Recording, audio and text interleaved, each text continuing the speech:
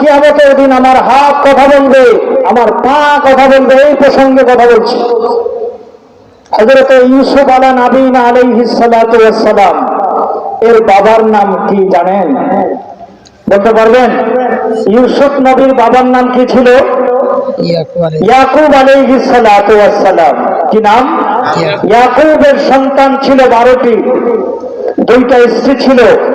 এক স্ত্রী থেকে ছিল 2 জন, আর এক স্ত্রীর দ্বিতীয় স্ত্রী থেকে ছিল 10 জন সন্তান ছিল। মোট 12টি সন্তান। 12 সন্তানের ভিতরে হযরত ইউসুফ আলাইহিস সালাতু ওয়াস সালামকে বাবাই খুব বেশি ভালোবাসতেন। অস্বাভাবিক ভালোবাসা। সকল ভাইদের চেয়ে বেশি ভালোবাসতেন। সব ভাইদের ভিতরে হিংসা জমে গেল। যদি ইউসুফকে খতম করে দেওয়া যায়, শেষ করে দেওয়া যায়, তাহলে মনে হয় আমাদের ভালোবাসা, আমাদের বাবার ভালোবাসা আমাদের জন্য হয়ে যাবে। এজন্য ইউসুফকে শেষ করতে হবে। কোনা কৌশল করে বাবার কাছে দরখাস্ত করল, হে আমাদের পিতা, ইউসুফ সবসময় আপনার কাছে থাকাতে আমাদের সমাজের সাথে আমাদের কৃষ্টি কালচার গুলো শিখছে না। সে এক সময় অজ্ঞ থেকে যাবে, মূর্খ থেকে যাবে, খেলতে শিখবে না, হাঁটতে শিখবে না, সমাজে ভালো উচ্চ স্বরে কথা বলতে শিখবে না। অতএব আমাদের সাথে তাকে যেতে দিতে হবে। আমরা নিয়ে গিয়ে তাকে সব কিছু শেখাবো। বাবার কাছে আবেদন। একদিন আবেদন করলো, হযরত সন্তানদের আবেদন প্রত্যাখ্যান করলো, না বাবা, ইউসুফকে তোমাদের হাতে হাওয়ালা করা যাবে না, হয়তোবা সে মারা যাবে। অন্তরে কাজ করছে। দ্বিতীয় দিন আবার প্রস্তাব রাখলো ভাইয়েরা সবাই মিলে যে আমাদের ভাই ইউসুফকে নিয়ে আমরা একটু জঙ্গলে বকরি চড়াইতে যাব, আমাদের সাথে দিয়ে দেন। হযরত আল্লাহর পয়গম্বর ইয়াকুব আলাইহিস সালাম বললেন, আবার প্রত্যাখ্যান করলেন না। আবার যখন প্রস্তাব করলে, প্রস্তাবের উপর প্রস্তাব পিড়াপিড়ি করার পরে হযরত ইউসুফ আলাইহিস সালাতু ওয়াস সালামকে বড় ভাইয়ের হাতে তুলে দিয়ে বলল, ও আমার সন্তান, তুমি আমার বড় সন্তান, আমার ছোট সন্তানকে ভালো করে দেখে রাখিও। সন্তানকে ইউসুফকে তারা বাপের সামনে, বাবার সামনে কোলে করে নিল। কাঁধে করে নেওয়ার পর যখন বাবার অদৃশ্যে চলে গেল, অদৃশ্যে যাওয়ার পর হযরত ইউসুফ আলাইহিস সালামকে মারধর শুরু করলো, কিল ঘুষি থাপ্পড় মারতে শুরু করলো। এক পর্যায়ে তারা সিদ্ধান্ত করলো, তারা পরামর্শ বৈঠক বসালো কি করা যায়। একজন বলছে তাকে হত্যা করে দাও, আরেকজন বলছে তাকে দেশান্তর করে দাও, আরেকজন বলছে কূপের ভিতরে, গভীর অন্ধকার কূপের ভিতরে তাকে ফেলে দাও, যাতে আর কোনোদিন বেঁচে না থাকে। সিদ্ধান্ত পরামর্শ সিদ্ধান্ত হয়ে গেল, ফাইনাল হলো হযরত ইউসুফ আলাইহিস সালামকে কূপের ভিতরে ফেলে দিবেন। কূপের ভিতরে ফেলানোর জন্য তারা সিস্টেম তৈরি করলো। তার জামাগুলো ছিঁড়ে তার হাত বাঁধা হবে, তার পা বাঁধা হবে। একটা বালতির ভিতরে বসাইয়া, ওই বালতিতে যখন মাঝামাঝি চলে যাবে তখন উপরে রশিটা কেটে দেওয়া হবে। তাই করে হলে হযরত ইউসুফ আলাইহিস সালামের হাত যখন ধরে, হযরত ইউসুফ আলাইহিস সালাম জোর হাত করে করুণার কান্না করে, চোখের পানি ফেলে হাওমাও করে কান্না করেছিল। আর এক ভাইয়ের পা ধরে টেনে ফেলে বলল, ভাইয়ের পরিচয় কোনোদিন দিব না, যেদিকে চোখ যায় চলে যাব, আমাকে জীবনে মেরে ফেলো না ভাইয়েরা, তোমাদের কাছে ভিক্ষা চাই। নির্দয় ভাইয়েরা কিছুতেই তারা শান্ত হলো না, কেবলমাত্র ইউসুফকে মারলেই তারা শান্ত হয়ে যাবে।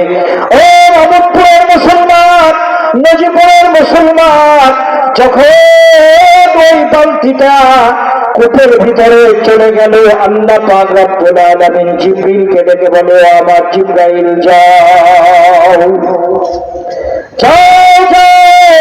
প্রকাণ্ড বড় একটা পাথর নিয়ে গিয়ে ওই বালতির নিচে আস্তে করে লাগায় দাও, যাতে করে বালতিটা পানিতে ভেসে পানিতে ডুবে না, ইউসুফ যেন না মারা যায়। কাদের কুদরত দারি হরচে খাহি আকনি মুরতারা তো জানে বখশি জিন্দারা পেজা কোনি ইন্নাল্লাহা আলা কুল্লি শাইইন কাদির। আল্লাহু আকবার। সবাই হয়নি জোরে আওয়াজ করে আল্লাহু আকবার। মৃত্যু দেওয়ার মালিককে জোরে বলেন। হায়াত দেওয়ার মালিক, সুস্থতার মালিক। হযরত ইউসুফ আলাইহিস সালামকে তারা মারতে চেয়েছিল, কিন্তু মারতে পারে নাই। হযরত ইউসুফ আলাইহিস সালামকে তারা গভীর অন্ধকার কূপের ভিতরে ফেলায়। তাফসীরের কিতাবের ভিতরে লিখেছে তার ভাইরা জঙ্গলের ভিতরে থেকে একটা বাঘের বাচ্চাকে শিকার করলো। তারা বাঘের বাচ্চা শিকার করে নিয়ে ওই বাঘের বাচ্চার গলায় রশি লাগায় বাঘের বাচ্চাটা নিয়ে তার সন্ধ্যার এশারের সময় তাদের বাবা ইয়াকুব আলাইহিস সালাতু ওয়াস সালামের কাছে চলে আসছে। সন্তানদের উদ্দেশ্য হলো, কৌশল হলো, আমরা বলবো, সবাই মিলে বলবো, এই বাঘের বাচ্চাটা ইউসুফকে খেয়ে ফেলেছে। ওই বাঘের বাচ্চাকে পর্যন্ত আমরা ধরে আপনার আদালতে নিয়ে চলে আসছি। সন্তানদের এই কৌশল করে বাঘের বাচ্চাটা নিয়ে যখন এশারের সময় হযরত আল্লাহর পয়গম্বর হযরত ইয়াকুব আলাইহিস সালামের কাছে হাজির হয়ে গেল। হযরত ইয়াকুব আলাইহিস সালামের কাছে সব সন্তানেরা, তাই ইউসুফের ভাইয়েরা কান্নার অভিমান করে, কান্নার নাটক করে, হেলেনি করে কান্না শুরু করে বলে, এই বাঘটাই শয়তান বাঘ আমাদের ভাই ইউসুফকে খেয়ে ফেলেছে। হযরত আল্লাহর পয়গম্বর হযরত ইয়াকুব আলাইহিস সালাতু ওয়াস সালাম ছিলেন আল্লাহর পয়গম্বর। তার শাহাদাত আঙ্গুল উঠে ওই বাঘের দিকে ইশারা করে বলে, আকালতা সামরাতা ফুয়াদি। তাফসীরের কিতাবে লেখেছে, আকালতা সামরাতা ফুয়াদি। আল্লাহু আকবার। হয়নি জোরে আওয়াজ করে আল্লাহু আকবার। হযরত ইয়াকুব আলাইহিস সালাতু ওয়াস সালাম বাঘের বাচ্চাকে লক্ষ্য করে বললেন, আকালতা তুমি কি খেয়ে ফেলেছো? সামরাতা ফুয়াদি, আমার কলিজার টুকরা হযরত ইউসুফকে খেয়ে ফেলেছো। তোমার দয়া হলো না? আমার সন্তান ইউসুফকে খেয়ে ফেলেছো, যে ইউসুফকে আমি অন্তরের গভীর থেকে ভালোবাসি, আমার ভালোবাসার সন্তানকে তুমি খেয়ে ফেলেছো। হযরত আল্লাহর পয়গম্বর হযরত ইয়াকুব আলাইহিস সালাতু ওয়াস সালামের দরবারে বিচার হচ্ছে। আমার আল্লাহ পাক রব্বুল আলামিন বাঘের বাচ্চাকে নিষ্পত্তি করার জন্য, বাঘের বাচ্চাকে নিরপরাধ সাব্যস্ত করার জন্য ওই বাঘের বাচ্চার মুখে আল্লাহ মানুষের জবান দিয়ে দিলেন। বাঘের বাচ্চা এখন মানুষের ভাষায় কথা বলে, বাঘের ভাষায় নয়। ও ভারতপুরের মুসলমান, বাঘের ভাষায় নয়, মানুষের ভাষায় কথা বলে বলে, মা আকালতু সামরাতা ফুয়াদাকা। আল্লাহু আকবার। আরে জোরে আল্লাহু আকবার। না পয়গম্বর ইয়াকুব, আপনি আমাকে অপরাধী সাব্যস্ত করবেন না। আমি আপনার সন্তান ইউসুফকে আমি খাই নাই, কিন্তু আপনার এই সন্তান, দুষ্ট সন্তানেরা আমাকে ধরে আপনার আদালতে পেশ করেছে। এই বাঘের বাচ্চা হযরত ইয়াকুবের সামনে মানুষের ভাষায় কথা বলেছে। এই শক্তি কে দিয়েছিল? জোরে বলে, সবাই বলে।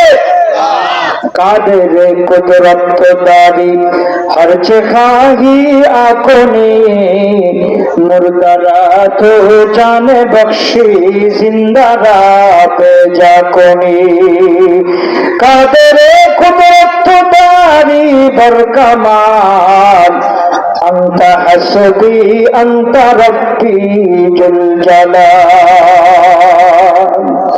আমি বলতে চাই, এই ঘটনা থেকে প্রমাণ করতে চাইলাম, ও মামুদপুরের মুসলমান, ভালো করে শুনে রাখবেন, কিয়ামতের ময়দানে যখন আল্লাহ আমার হাতকে বলবে কথা বলো, আমার পাকে যখন বলবে কথা বলো, কেন আমি আশ্চর্য হই, আমার হাত কথা বলবে কিভাবে, কিয়ামতের ময়দানে আমার পা কথা বলবে কিভাবে?